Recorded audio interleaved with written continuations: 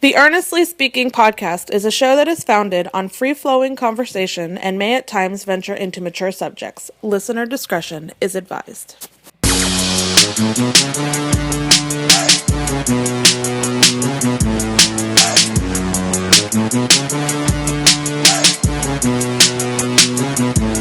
Earnestly podcast coming to you on July 22nd, 2021. First solo pod in a little while. If I'm not mistaken, last solo pod I think we did was like 2 weeks ago. And no, I don't include the unfiltered stuff we do. For example, I don't include that because that's more one-offs real quick and whatnot. But how you guys doing? Excited to do the show today. I'm actually right now this week. I'm recording right now. I'm actually about to record another podcast after this too. So I'm trying to get in and out real quick with this one. But a lot going on. Of course, this podcast, you subscribe on Apple Podcasts, Spotify, Stitcher Radio, Google Podcasts, Amazon Music. Am I missing anything else? Put it this way. Anything that has a podcast feed, a podcast catcher, I can almost guarantee you Earnest Speaking's on there. I can almost guarantee that. Ooh, there you go. There's a light. I had put up on my lighting here. But anyway, so, and I spoke about this a little bit actually on the Unfiltered a couple nights ago, but I'll touch on it one more time. The Milwaukee Bucks win their first NBA championship in 50 years. Ended up being a good series in the end. Bucks come back from an 0-2 deficit to win the series, and of course, Giannis Antetokounmpo. Yes, I can say that probably, like most people. Is the Finals MVP, and I gotta tell you, I watched I think 32 NBA Finals in real time. I got basketball about 1990, 89, 90, so that's about 32 finals. And it's definitely one of the 5 best performances I've ever seen, especially when you consider they. We forgot that he actually was not supposed to play this series, or at least play a good portion of the series because of the injury he sustained in the series against the Hawks. We forgot that, didn't we? And then all he does is just turn on one of the best performances we've seen. I mean, in years. I mean, we had some good ones in recent years, but I mean, I would put this as a top 5er, honestly. I mean, I'm really on that level with that. I said it was a good story for both these teams because both teams were, like I said, both teams felt like they came here because of breaks, and that's fine. People don't look at that as like, oh, well, they got lucky. You should be asterisk. Listen, look, you can't control how you get to how you win a championship.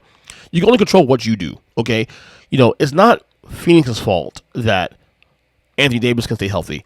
It's not the Suns' fault that Jamal Murray got hurt by the end of the year, during the year rather. It's not the Suns' fault that Kawhi Leonard got hurt in the Utah series. It's not the Bucks' fault that the Nets were not healthy in the second round series.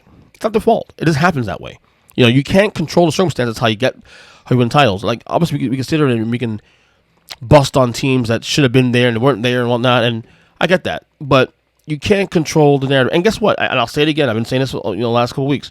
At the end of the day, 5 years from now, 10 years from now, obviously, as we move away from this title, no one's going to care about the context. We care about it now in the moment because that's what we have right now. But no one's going to care about the context later on. When it's all said and done, Milwaukee Bucks 2020-21 NBA champions is going to be on the list of title teams, and no one's going to care. No one's going to give a shit. No one's going to bring up the fact that Anthony Davis didn't play that series. At least most people are going to bring it up because we don't do that to the teams of yesteryear. We don't do that to the teams of the Bulls teams that. And I'm not saying all six titles that they won had favorable circumstances. We're not going to do that.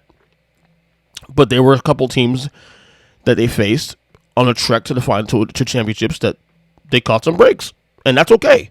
That's not a bad thing. Okay, it's actually something that happens more often than you realize. Okay, just live with it. You can't control the circumstances how they got there. Now, that being said, the Bucks now, next year, it's way too, I don't say way too early because the season's going to start in 3 months because the shortened offseason we'll have again. But the Bucks are going to be, are not the NBA Finals favorites next year.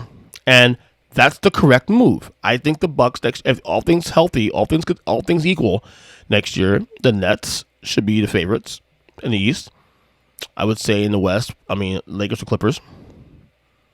pick your choice. It's how Lakers look. We'll see how Lakers look next year. But I mean, Anthony Davis can't stay healthy. It seems alive. The Clippers, if they keep Kawhi and if they keep most of the team intact and whatnot, I mean, they should be okay, right? But I think the Bucks not being the favorites next year is actually a good thing for them. I think it's actually a great thing because now you get the whole thing where you win the title and you don't get the pressure with it. Because we look at the other teams equal, and the Nets should be in the finals next year, at the very least in the finals next year. Okay, Lakers/Clippers should be in the finals next year. So you're the Bucks. You have a really solid team. You have arguably the best player in basketball. Maybe definitely top 3 or 5. Giannis is definitely top 3 or 5. That's not even a conversation. This guy's won 2 MVPs in a row and now an NBA title. Okay, you have the built-in advantage now of not having to worry about pressure, and that kind of matters. That kind of matters, honestly. But both these teams are likable. I mean, I did an episode I think a couple weeks ago about rootability and who I root for. While I wouldn't have minded the Suns winning it because of Chris Paul, obviously. Chris Paul, obviously this was, in my opinion, his only chance of winning a title now because I don't force unless he goes to a team that's in a position to win a title next year. I don't see him winning a championship, having a chance to win a championship, or even getting there. I just couldn't root against the Bucks. I've been kind of like an under the radar Bucks fan the last couple of years. Mainly because I love Giannis Antetokounmpo. I'm a big fan. What made this series so cool about him especially is that this is the guy that has a lot of flaws in his game. Not a good shooter. Free throw shooting was horrific all year. His entire career, really, to be honest with you. Be made fun of. People counting down 10 seconds while he's doing his repetitions, shoot free throws. And the thing that I always admire about him and why, I would never look at Ben Simmons in the same way, right now anyway, is that you can see that despite the struggles, you definitely have the idea and you definitely think and you definitely know that Giannis is putting the work in. How else do you go 16 for 17 from the free throw line in a Game 6 title clincher? Doing something you don't do well, okay? That you weren't doing well even through the finals. And somehow you do that because he's putting the work in. And you know that. He's not in a game shit for going 1 for 9 from 3 in a random game. It's because at least he's shooting the shot. At least he's taking the attempt to hit the shot. Ben Simmons don't do that. Ben Simmons does not take the shot at all. Okay? I'd rather you die trying than not even bothering attempting the shot. And you can see Giannis put the work in. You can tell. Like, you may not see it, but you know that he's putting the work in. And then he stays in Milwaukee. By the way, I want him in Miami. For this upcoming offseason, had he not signed the extension in December, there was a lot of talk about him possibly leaving Milwaukee after this year, assuming he didn't win a championship, which they just did now. But he extended beforehand. He's committed. And again, I'm not looking down on guys like Kevin Durant and LeBron James who decided to go elsewhere and try other things. It's your life. It's your career. You dictate how you see fit. I'm okay with that. But it is refreshing to see, and I did an unfiltered about this actually back in December. And it's actually still in the feed. It's called Giannis Stays Loyal. That it is kind of refreshing to see a guy of his caliber stick it out in a city that's not. It's been title star for a long time. Milwaukee has not been that type of franchise. The last couple of years, they've been a playoff team, on a regular. But no one thought they'd win a championship because that's just what they don't do. At least for the last 50 years, I haven't seen a championship. The last time they won a title was when arguably the greatest player in basketball history was their leader, Kareem Abdul-Jabbar. So who are we to think that they're going to win a championship? But they did. And Giannis stuck it out, and he promised the title. He bought the title. And that's that. So, and again, like I said, Milwaukee going to next year, not the favorites. That's a good thing. That is a good thing. People say, "Oh, that's disrespectful. They're the champions." Dude, take the no pressure. Trust me, it can work into your favor. And if you're smart enough, and not only that, Coach Budenholzer too, especially getting a lot of breaks here too, because he was under fire. This could have been his last year on the team. Because obviously a lot of people have been critical of him and how he's coached his team, and We can obviously get into that, but at the end of the day, you know, you can't control the circumstances around you. Players get hurt. It happens. You catch breaks. It happens. The Bucks got those breaks, took advantage of it. Suns did too to get to what they were. So, kudos. So I gotta say that. So I gotta say about that. So anyway, let's talk a little football real quick. Obviously, you know, this week the Tampa Bay Buccaneers, the defending Super Bowl champions, made their trek to the White House. Obviously, when you see that happening, normally you know that football is around the corner. So the Bucks, Bucks went to the Super Bowl, to the White House, to present Joe Biden the jersey, the number 46 jersey, as tradition, of course. Now, the last couple of years, obviously, with Trump being in office, I'm not going to make it a political thing, but with him being in office, it's always been a bigger issue about teams who win titles going to the Trump White House because of who Donald Trump is. A lot of controversy around that. I get that. Whatever. It was kind of refreshing to see a calm situation here.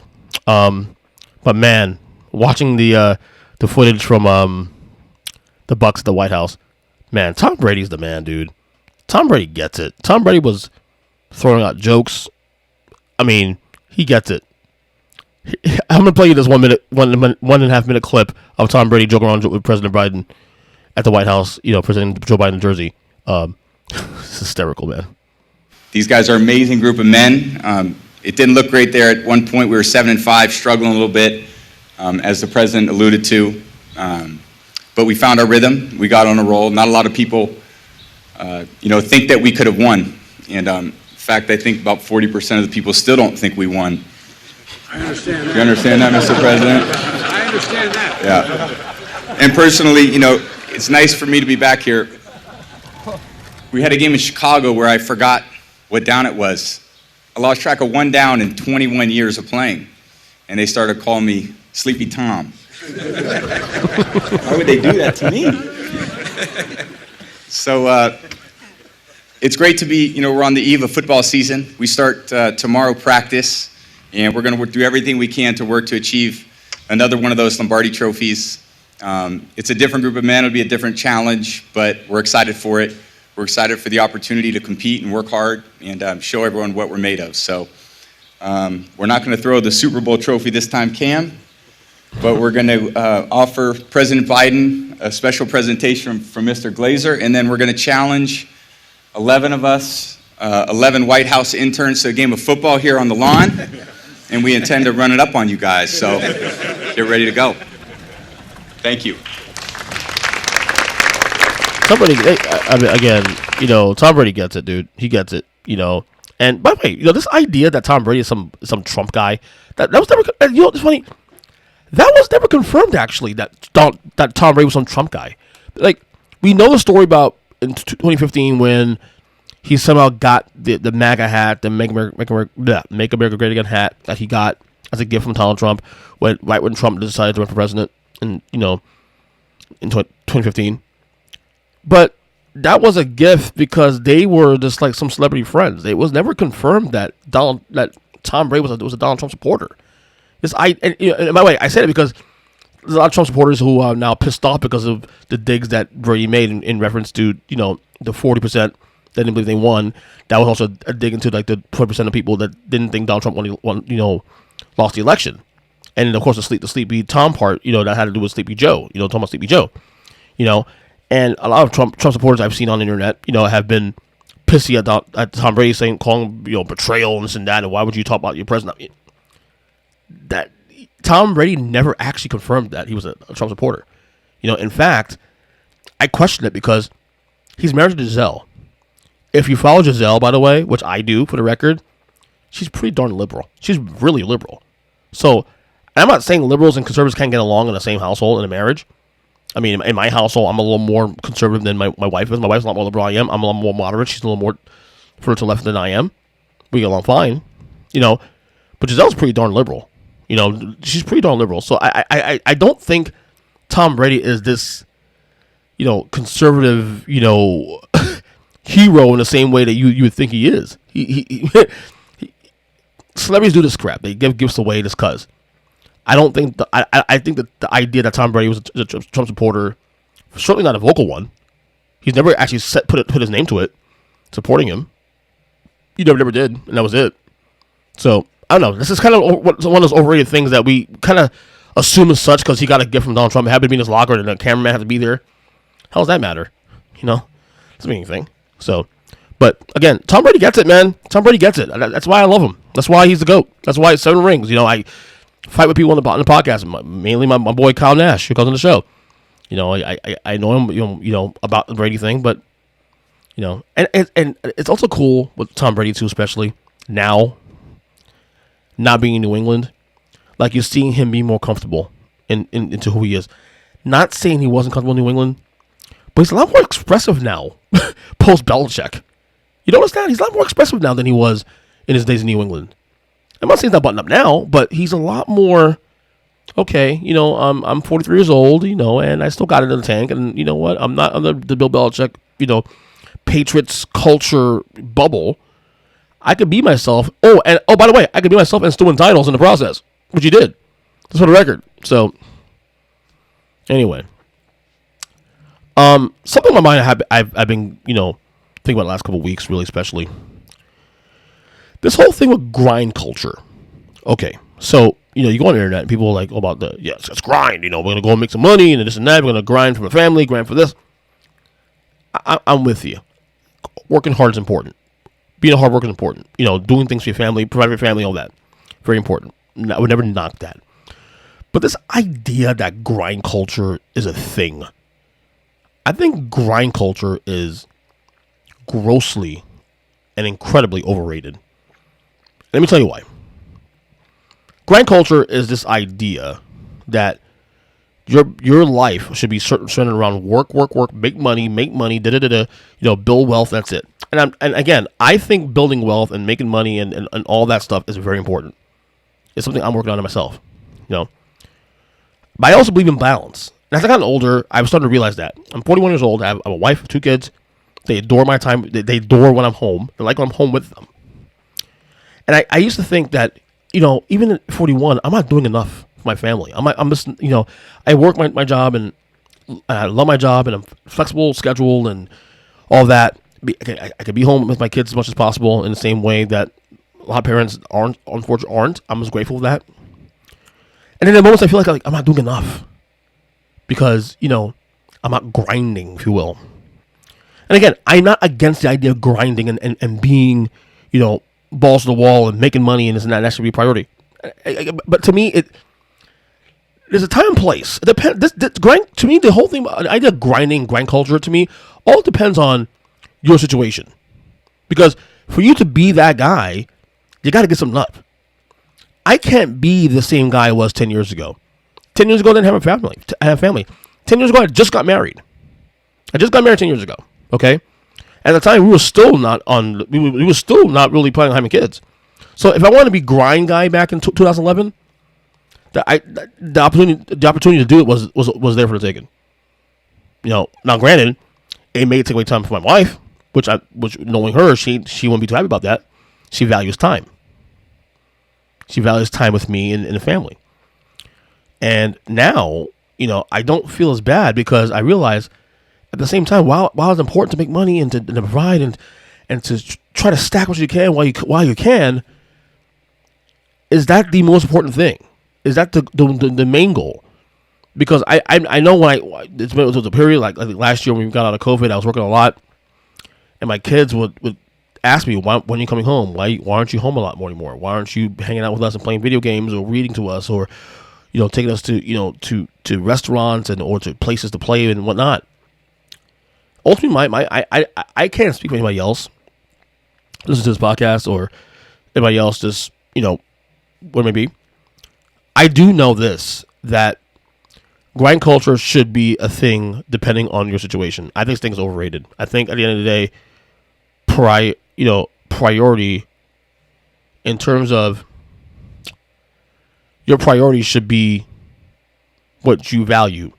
Me, I value my family, time with my family. I value time spent with my kids. My kids are 8 and 4 years old. They want me around all the time. Now there'll be a time, I'm sure, like maybe in the next 10 years that, less than that, they're not going to be around anymore.